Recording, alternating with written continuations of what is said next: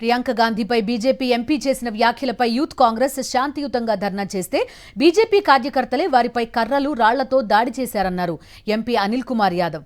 గాంధీ భవన్పై దాడిని సీరియస్ గా తీసుకుంటామంటున్న అనిల్ కుమార్ యాదవ్తో మా ప్రతినిధి రాకేష్ ఫేస్ టు ఫేస్.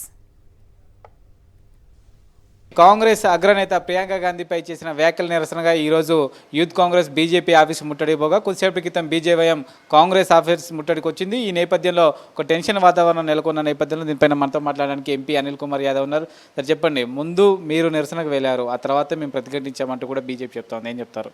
ముందుగా మా జాతీయ నాయకురాలు లోక్సభ ఎంపీ ప్రియాంక గాంధీ గారిని విమర్శించుతూ బీజేపీ నాయకుడు ఒకడు పిచ్చి పట్టి అని మా నాయకురాల్ని విమర్శించడం జరిగింది. దాన్ని బీజేపీ నాయకులు అందరూ కూడా దాన్ని ఖండించాల్సింది పోయి కనీసం ఏ ఒక్క నాయకుడు కూడా దాన్ని ఖండించేయకుండా వాళ్ళు ఏదో వాళ్ళ నాయకుడు మాట్లాడింది మంచిది అని ఒక యాక్సెప్టెన్సీ వాళ్ళ ప్రజలలో తీసుకురావడానికి ప్రయత్నం చేస్తున్నారు.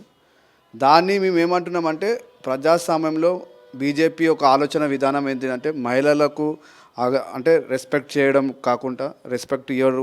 మొత్తానికైతే సంబంధించి బీజేవైఎం ముట్టడిని నిరసిస్తూనే ప్రియాంక గాంధీ పైన చేసిన వ్యాఖ్యలకు ఎందుకు బీజేపీ నేతలు దానికి సంబంధించి మాట్లాడట్లేదు, ఎందుకు ఖండించట్లేదు అంటూ కూడా ప్రశ్నిస్తున్నారు.